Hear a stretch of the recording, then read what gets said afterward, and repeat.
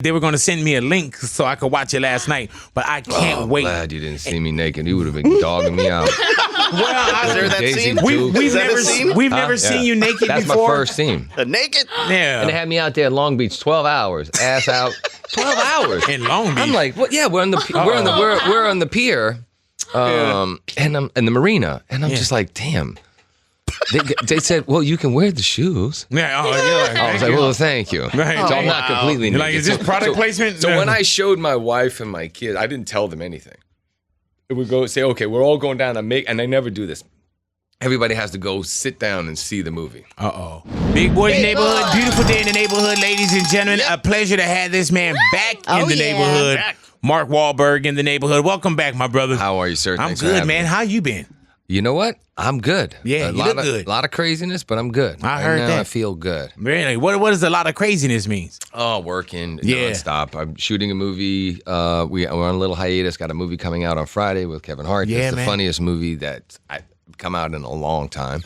So I've got that, and then just everything I know you else. carry the funny, because I know Kevin doesn't. You know that guy is. You know what I'm saying? God. Somebody's and Kevin, you know this, because we have these conversations. Someone's always carrying that guy. And now it's your turn. Now I gotta tell you though, I mean, we sat for 8 hours yesterday doing interviews, which I don't think any of it was usable because we were just laughing at each other, making each other laugh. But my stomach still hurts. Yeah, Kevin is, and you know it's a trip. You can see Kevin on stage, but there's just this rawness that's always on with him. And it's like, man, you're giving this away right now. Like, he is extremely funny, But bro. that's his gift. Yeah. It really is. I was sitting there and I was kind of trying to figure it out because there's always a method to the madness, right? Mm-hmm. And his thing is he just wants to make people happy and make people laugh.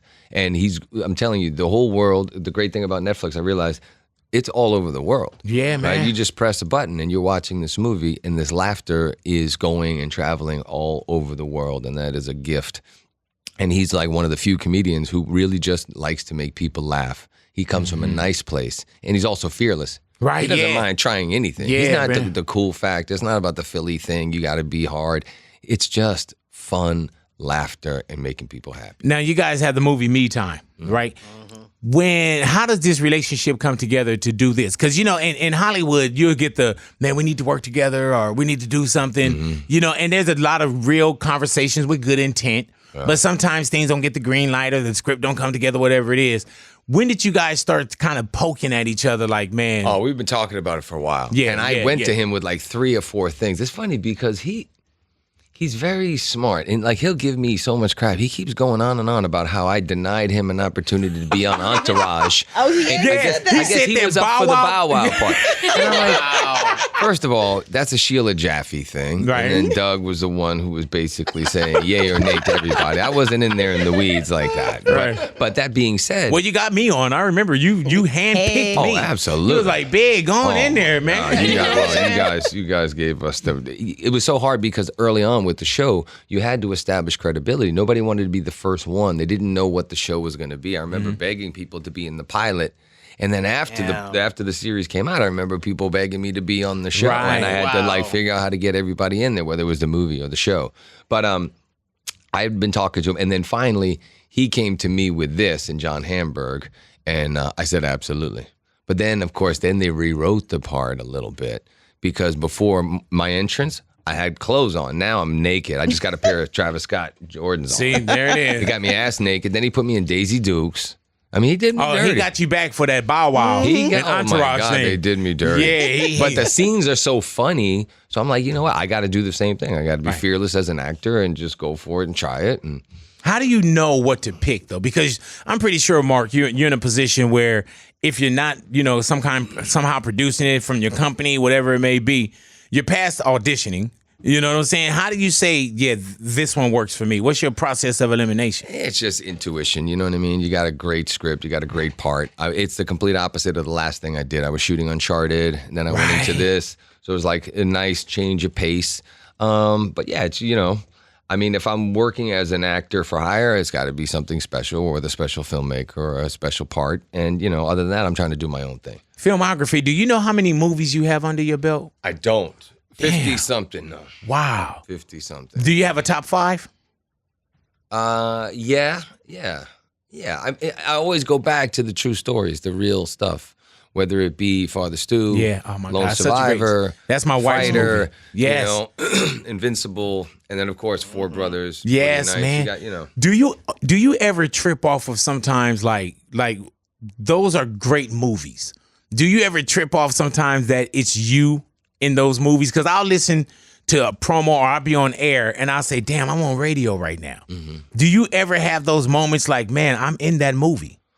Well, I can tell you, based on how serious I take my job, everything that I do every day to make sure that I not only am grateful for the opportunities, but also deserving of them and working harder to be better every time. Yeah, I mean, I take it very seriously. But I don't spend too much time dwelling on it because I still feel like the next one should be the best one.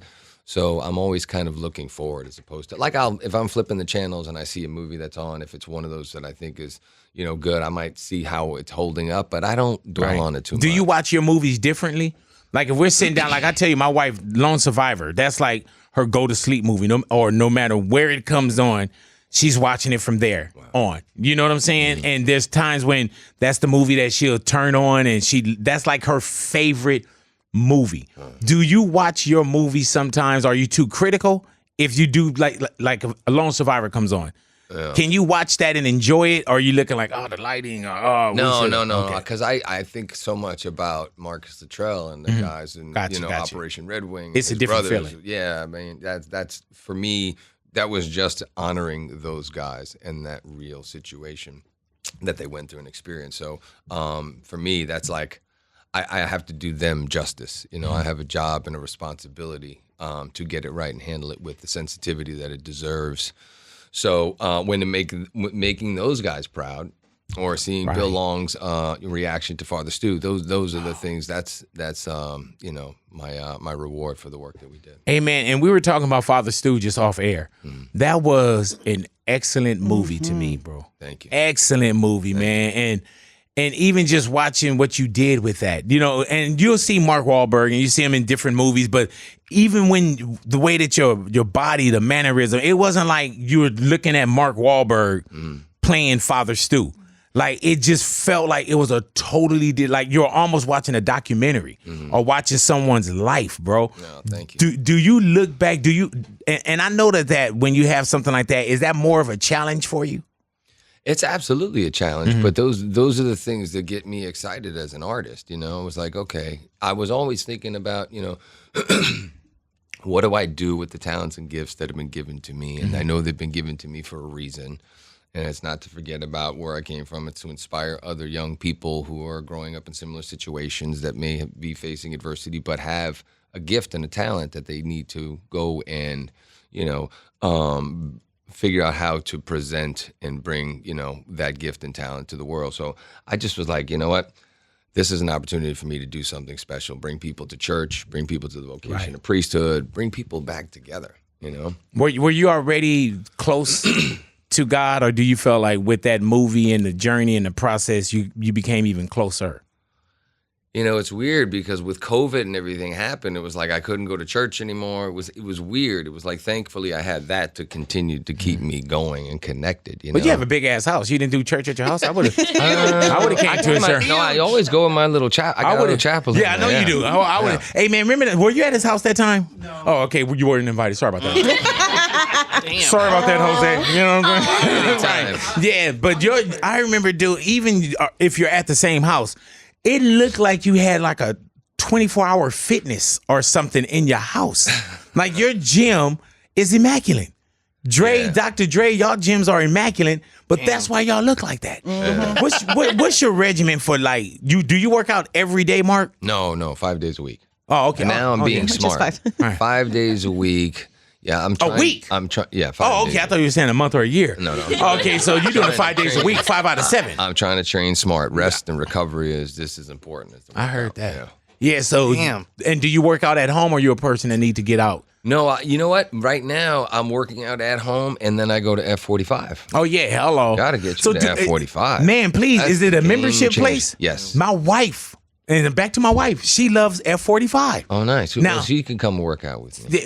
No, you're not. That's not going to happen. I love you. I love my wife. You know, I trust you. You know, I don't know. I definitely trust my wife. It's just, you know, I just don't want her working out with you. I know, but I'm just telling you, when you train together like that in a team setting and you have this support and community, it's life-changing. Really? It is life. That's why she loves it so much. I'm telling you. Yeah, man. Ask somebody who really goes to F45 and tell them to explain it to you. So you could be I'll at go any one level day. of fitness I'm and go in glad there you said that. and you have a blast. There's music, there's support, there's no mirrors, there's no judgment. Whatever workout you have to, you can modify it. You can make it as easy or as hard as you want. It's the Dude, best I workout have on to the go planet. then Yeah. because I've been trying to get more exercise in. I would definitely. Do you have like a platinum card or anything? Do I go in and I show them a picture of this interview or how Name drop. do I name drop? What do I do? Or do I just go hook my online. banking account up I'm to with it, my Mark, credit card? that sort of thing. The membership number, pass it over. Yeah. Be the best money you ever spent. trust me. Yeah, on me. Yep. On life. You know what I'm saying? All right, well, damn it, guys, I gotta go. That's how the rich stay rich. They don't just be giving stuff away. You know what I'm saying? He was like, Big, come on, you got it. You're not charity. He was like, we got programs, I'm but looking stop at it, the Big. tag, man. Come on, bro. Oh, yeah, you talking about this whole thing? Beautiful. This dog tag? Oh, yeah, wait till I get the real one. You know what I'm saying? You know what they doing out here in L.A. I do. Don't be setting me up out here. This is Ani that worked with us today. And Ani told me this morning, she said, do you know he has a... Oh my God. She said, do you know he has a brother named Donnie Wahlberg? Yeah. And what did you say, Donnie Wahlberg, from where? Well, he has this show on Discovery Plus, and it was on the front page, and it said Donnie Wahlberg, and I was like, oh my gosh, and Mark is coming today. He has a brother. So she was giving me an You exclusive. didn't know my brother, Donnie? She's No, serious. I she thought- dead serious, From the bro. New Kids on the Block? I didn't know you Didn't know. rapped. Yeah, she didn't know that you had a music career. None of that. Oh, wow. Well, Yeah, that's what man. happens when But I you're told 51. But I told everyone at home, you guys, Mark Wahlberg's coming. They're like, oh my God, because we all watch you. But like, Yeah, she had no said, idea. No, my dude, brother, oh my God, my brother has had an amazing career. Yes, man. I got to tell you, the fan base, and Yes. the following that Yes. they have, it's incredible. and it's not like, you know, and I told her, I said, you know what, Ani, I said, I think that's just you. Yeah. You know what I'm saying? I was telling her too, though, that she needs to go back and watch your early films as well because you're acting in them. Like it always stuck with me as well. Just I told her to, go watch it. Like Fear. Fear. Oh, Yeah, God. man. Fear. I was scared of you for years because of Fear. I was like, I can't get the boyfriend that's going to get crazy. No roller coasters. Yeah, no roller. Well, that was- I don't know. That was kind of a sexy scene. I mean, it's a buffet. I'll take what I want. I'll take what I want from it. The other parts, not so much. Not so much. Do your kids know about like you as an artist? Yes, my daughter. It's so cool because my oldest daughter, she has, and I think she got it somewhere on Melrose or something. She got an old vintage Marky Mark and the Funky Bunch T-shirt with this all of us, the animated cartoon version of the whole group, and she rocks it all the time. That's crazy. She really that touched me.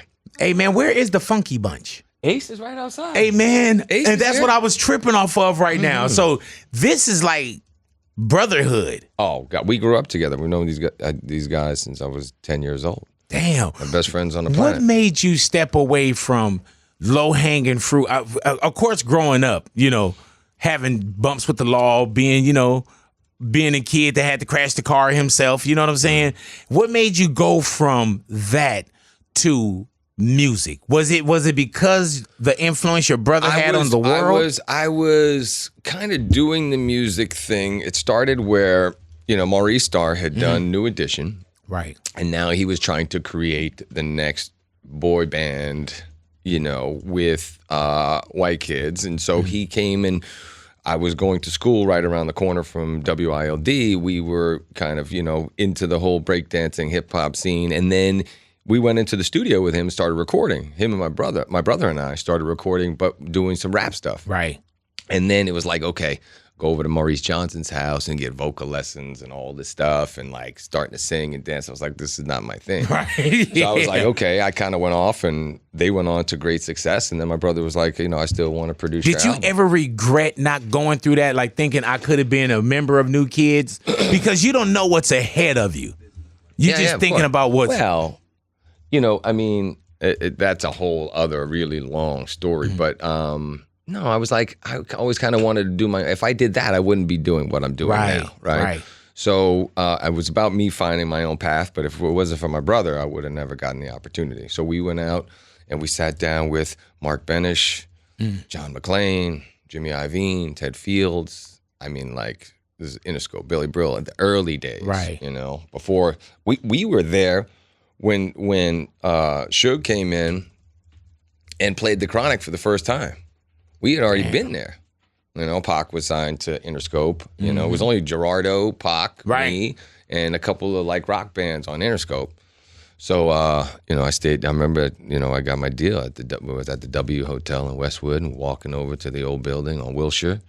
And then when that happened, it was crazy. But I realized I was so fortunate to find film. Yeah, I was not a great rapper. Really? I was okay. Did you know? Right? He was like, I was okay. I got my thing. But when did you say? Had you always had the acting bug or anything like that? No. You know what? I loved film. My dad, who was a Teamster, he was a truck driver. He was my hero. He would take me to the movies, and we'd watch movies that weren't necessarily appropriate for a 7-year-old kid. Like, first movie I saw in the theater was Hard Times with Charles Bronson and James Coburn. You know, bare knuckle fighting, and I was like, oh my God, I was mesmerized. But I never knew anybody who became an actor. So it wasn't until I met Penny Marshall while I was out here that I realized that this is what I was supposed to do. Man. And I always wanted to still do music. I would never take a movie for money because I felt like I needed to just grow as an actor and I'd really be serious about it. So I would go and perform overseas and on tour, and, you know, I produced Ital Joe's album. And we did Prince Ital Joe? Yes. Oh, God rest his soul. My brother, he had 4 #1 records in Germany. Go ahead now, Prince Ital Joe. Yes, and we put all of those songs on the Renaissance Man soundtrack. We did the soundtrack for Fear. I did the soundtrack for The Big Hit. I did all these things with Johnny J. Yes, sir. Rest in peace. Oh my God, all the rest in peace. My God. So we come up and record and all those songs, and people never knew that it was me as the artist on those songs. Damn. So we did the music thing to keep, you know, the finances going so I could make the movies that I wanted to make without ever having to compromise. And man, you didn't compromise. And we love your great bodies of work, bro. Trust that, man. Trust me, and I had some opportunity to really come back in the music business with the best. With the best. When they came to me, we sat there together, and I was like, I had to say I can't, because nobody had really done the balancing act of really still making music at a high level and making movies. Other than Cube. Right. Something's got to give. Will. It was like, I was like, no, I just can't. You know what I mean? Yeah, you made the right decision. Huh? Yeah, I still regret it. Mark Wahlberg in the neighborhood, being man. A musician and just saying, there ain't no more freedom of that. No rules. You know what I'm saying? Then you'll be the guy that we'd be like, man, remember him? You know what I'm saying? Yeah, you know what I'm saying. My youngest son just looked at me. I goes, do you know what you want? Because my daughter, she's an equestrian. She has 2 horses. She was here in Burbank. Now she's training in Nevada. She wants to be an Olympian. I turned around to him. I said, what are you going to do? He goes, I'll be better than you, that's for sure. He says now, he tells me that he wants to be an actor. Oh, wow. And he's going to be bigger and better than me. And then he starts doing these voices. Oh, my God. Conor McGregor, this one, that one. I'm like, oh, whoa. Was it good? No. Fantastic. Fantastic. No, Fantastic. Off the charts. Oh, man. Off the charts good. I mean, man. I was like, oh, my God. Was it Idris Elba who just didn't put his daughter in a movie with him? His new movie, Beast, he said the chemistry wasn't right. She didn't cut it. But you said that you're... Oh, so you know what? I'm doing a movie next called Family Plan, and there is a part for a 13, 14-year-old boy, and I was like, you want to try out an audition? But he's got to be 110% committed. Yeah, man. And he's got to get it on his own. And I'm like, how is he going to react? All of a sudden, like, you know, we're doing take after take or somebody else's coverage, and then he always gives me the attitude. Like, he's just going to turn off, be like, I'm not doing this, it's stupid. Oh, no, he can't do that. Like how you said, man, sometimes you just got to go ahead and just do it. You know what I'm saying? As an actor, you got to just do it. Yeah, so maybe, but But I love that you said that you would even give him the opportunity. If my son said, I'm going to be better than you, I would deny him the opportunity to do so. You know what I'm saying? He'd be like, Dad, I'm gonna be better. I'd be like, well, shut that down. You know what I'm saying? Shut Jeopardize that the down. career. Never bro. work a day in this town. Yeah, terrible. you will never make it in Hollywood, Jaden.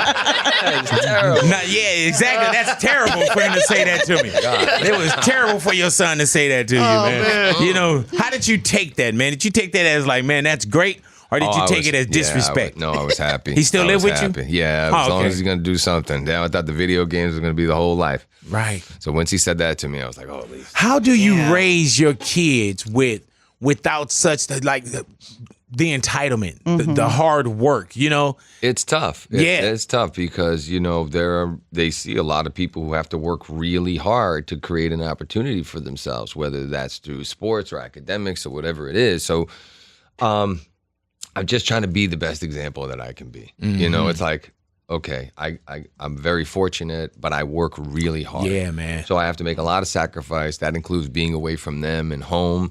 But if I can just show them that it's the work, it's the time and the effort and energy that's put into the work, whether that's personal with my faith, my family, and professionally, that you have to go do the work and nothing, you just can't cut any corners. If I could be that example and they gravitate on their own towards the faith because they see that it works for me as opposed to forcing them, because then they get resentful, right? And then they push away. Right. So I'm just trying to be an example. Hey, man, my daughter's 13. She'll be 14 in September.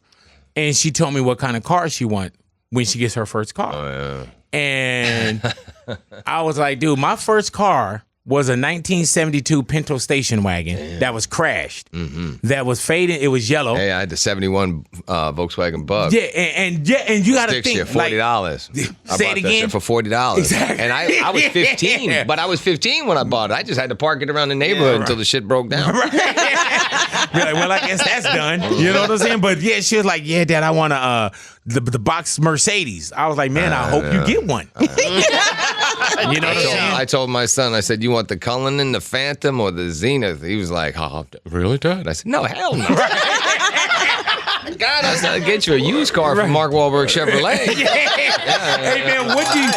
Or I go to Russell Westbrook. No problem. Hey, man, what do you do when it is time to buy the first car for your kids? Like, what do they expect, you know? There is a picture floating around the house on somebody's phone of some sort of Mercedes that he wants. I said, listen, how about go to, because I did it all myself. You know, I made sure that I got a job. I worked at Stop and Shop. I was bagging groceries while I was doing my other things to be able to put myself through driver's ed, get my permit. At the day I got my license, I also bought a 79 Pontiac Le Mans, $200. Go ahead now. And I registered it, insured it, and drove that shit home. And my mother was like, where did you get that? I said, I work at Stop and Shop. She didn't ask another question. Yeah, I heard that. But then I flipped that car from $200 to a $400 car, a $600 car. And I had 19 different cars in a 1-year period that all ended up being on the same insurance plan.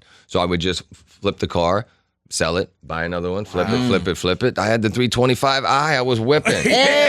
Stick shift. That's like the dope game. He was doubling up. Like, yeah, all right. Yeah. Absolutely. Here you go. Do you put that inside of your kids as well? Like, I try to tell them what I do. Yeah, absolutely. Yeah, they, man. they see the work ethic. What has fatherhood taught you about yourself? Oh, the youth is wasted on the young. You always want to go back and do something different, or you want to just shake them and tell them, no, don't do this. This is what you got to do. Trust me here. But it's all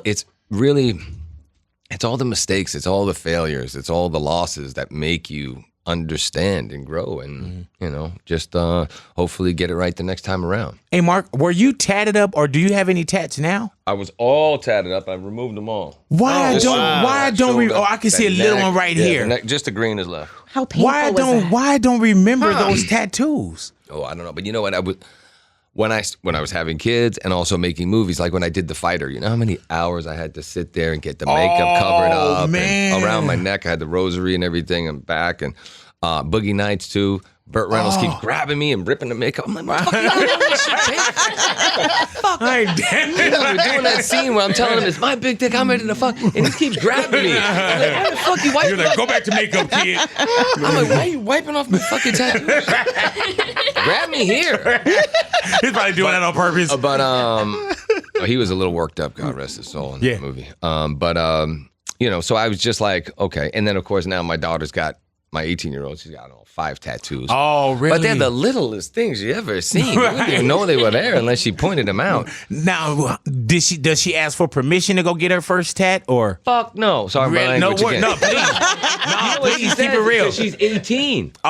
Hold on. So listen to this. We're in London. I'm shooting the movie with Halle Berry. We're shooting our guy from Get right Jersey. on that mic, Mark. Sorry, I'm shooting our guy from Jersey with Halle Berry. She asked to come to London, my oldest daughter, with her friends. So I said, no problem, come. You guys can hang out. Last time she came, she never made it out one day. She was there for a week with her friend Izzy, and they stayed on LA time. So I get up at 4 o'clock in the morning. They're up ordering room service, and then they go to bed at 6 to sleep all day. They never went outside the hotel. This time she was out and doing stuff. We go to Nobu. She sits down and goes, oh, I'll have one of those apple martini. I goes, what the fuck? No, you won't. She goes, what, Dad?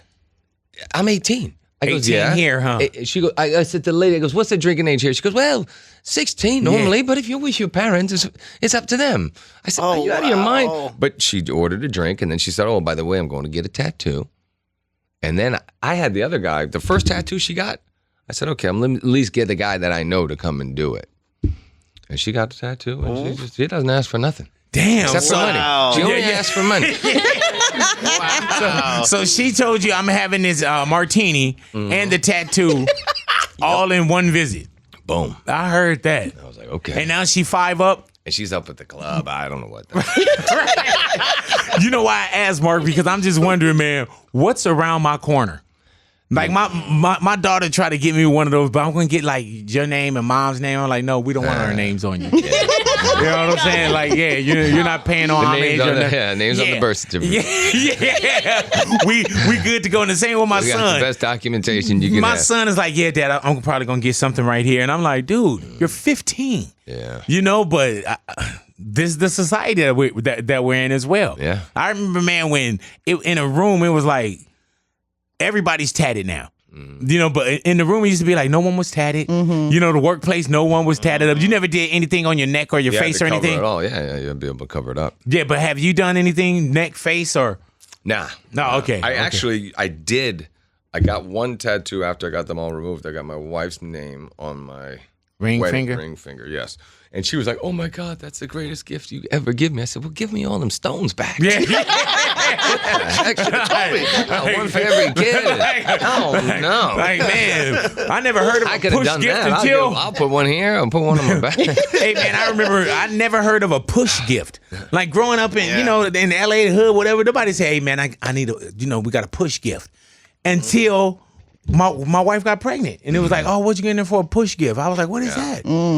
And I get it. No, I didn't get one. You didn't get one? No, I tried, but I would've it was got you one, pandemic, and I we would've weren't got going you out one. shopping. Yeah, we weren't really on the whole getting married thing. It was just like, okay, we had a child. And she was like, oh, you got to get me a ring. All these people got rings on. And in the hospital, I'm like, okay, we got a ring, and the next baby, and the next baby. We got 4 kids. Right.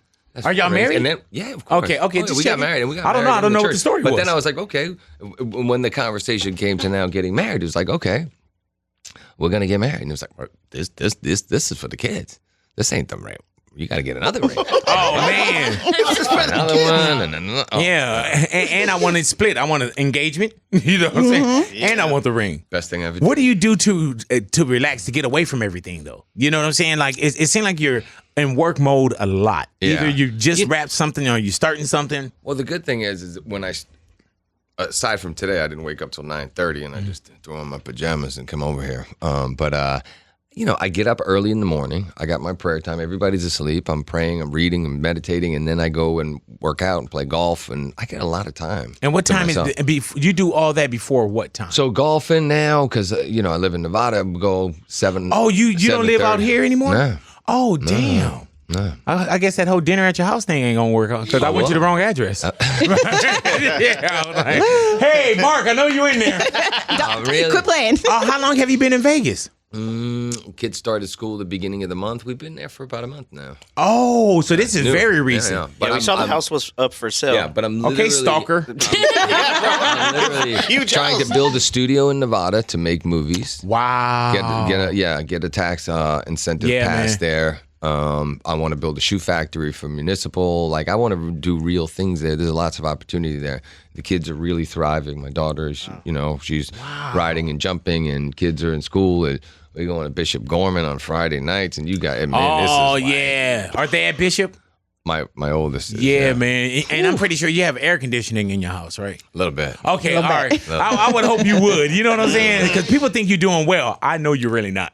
You know what I'm saying? I'm working out in my garage right now. Really? Yeah. And it happens, man. Yeah. You probably got a big ass garage too, but it happens. Do you really own a car lot? Yeah, a car dealership. Yeah. Multiple. Really? So when you say Wahlberg Chevrolet, that's yours. Columbus, Ohio, Worthington. We're all over. Do you do your own commercials? You know what? I would love to see you do the RV commercial. Go down here. Oh, yeah, I do. You never see. Oh, my God. Ellen did some cool stuff with me when we did some commercials and like pitching her to sell her a car. Oh, my. It's a great business. I've always been a big car guy. As you know, I just told you my whole history. I mean, I love the car business. And Wahlburgers is still going as well? 96 restaurants. Damn. Yep. We just opened Australia. What other business ventures do you have? Well, I'm in sports apparel, right, with Municipal. Yes, sir. Wahlburgers. Big Boy Neighborhood. Mark Wahlberg is in the neighborhood, man. Mark Wahlberg. Can I just say something? Yes. The cowbell is real. Yes. Not a recording. He's quick with that shit. Yeah, man. That's I know people driving in their car. They want to know. Yeah. They never get up in the studio. They want to know. This shit is popping. Like. And let me tell you, not only that, man. That's all he does. Yeah. And drink your tequila with you. Okay. Yeah. You know what I'm saying?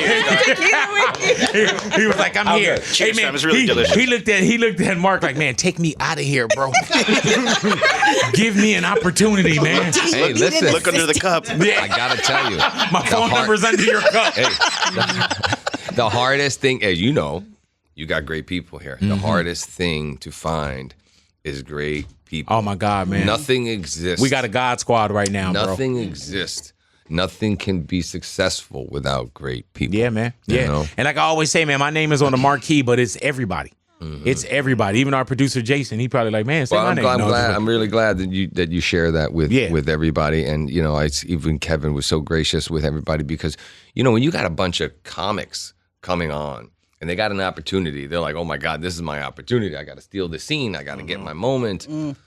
And like they give these guys the platform and girls the opportunity to do their thing, and that's why the movie is so good. I mean, it's so funny. If you see some of the people, I mean, there's 5 or 6 breakout performances in the movie, and aside from me and Kevin. And Kevin and I honestly ain't shit. Me and him are over there playing games like we're doing something special, and then you look at the talent that Regina Hall has. Hello, stop it. Like, and at the moment while we're sitting here, man, we didn't get a chance to watch it. They were going to send me a link so I could watch it last night, but I can't wait. Glad you didn't see me naked. You would have been dogging me out. Well, is there that scene? We've never seen you naked That's before. My first scene. Naked? Yeah. And they had me out there at Long Beach 12 hours, ass out. 12 hours in Long Beach. I'm like, well, yeah, we're on the pier, and I'm in the marina, and I'm just like, damn. They said, well, you can wear the shoes. Yeah, I was like, well, thank you. Right. So I'm not completely naked. Like, is this product placement? So when I showed my wife and my kids, I didn't tell them anything. It would go say, okay, we're all going down and I never do this. Everybody has to go sit down and see the movie. And the first scene, first come out ass naked. My daughter, her face was purple, but laughing hysterically. She was a little embarrassed, but she couldn't stop. Man, I got to start telling people it was Long Beach. So it was cold. It was cold. It was cold out there. Man. Be like, hey, that wasn't you on Boogie Nights, huh? Dirk Diggler. Yeah. Kevin was like, you used a stunt dick for that. Hey. First of all, I had just like a little cup on, right? Cover up. Oh, for this movie? Yeah. Okay. So it's just the back. Okay, but I'm gotcha. What the heck? At least you comfortable. You comfortable there too, though, man. I lost over 300 pounds. My friend in the back, that picture. Oh man, I got a lot to say. I need to get to F-45. I got to tell you. Do you have an F-46 too? I need to do them all, man. Hey, Big. I always told you, and thank you because you're such an inspiration. Thank you, really brother. put your health first. Yeah. Yeah, you got to, man. And even more so now, man, I've learned so much more just even over the summer with a program that I went to and, putting yourself first, those kind of things, man. So, and I think we're always under construction. Always working towards something, always trying to get towards the goal, whatever it may be, but I really just got to a point, man, where I was like, you know what?